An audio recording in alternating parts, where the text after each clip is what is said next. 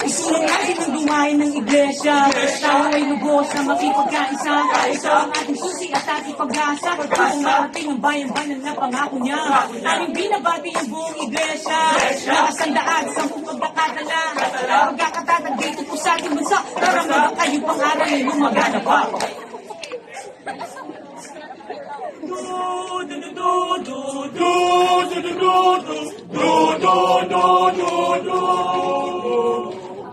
Puli natin sa ating Diyos.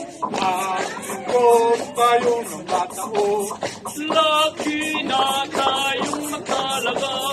Ang wakas ay napakalapit na.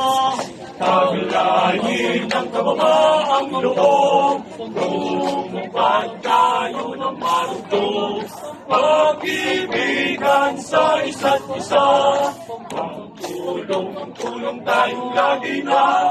Isulong at ikapagtatagumpay ng mga gawain sa iglesia. Makipagkaisa tayong lubos sa kalwalhatian ng Panginoong Diyos. Magtiwala tayo sa Ama, tunay makapangyarihan siya. Manalangin tayo sa Kanya. Ang Panginoon na ay makunton. Isulong ang ikapagtatagumpay ng mga gawain sa iglesia. Makipagkaisa tayong lubos sa kalwalhatian ng Panginoong Diyos.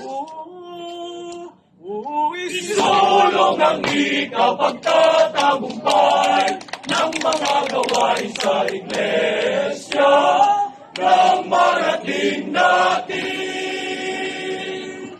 ang pangako niyang mayayaman.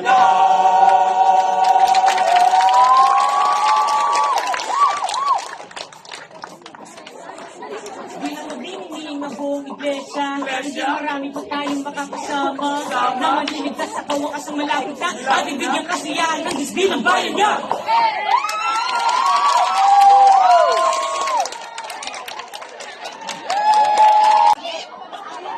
Sila po ay nakakuha ng 97.5%. Sila po ang pinakamataas. Sila po ang nagwaging sa limit ng kaligtasan ay labunan ng kapatid.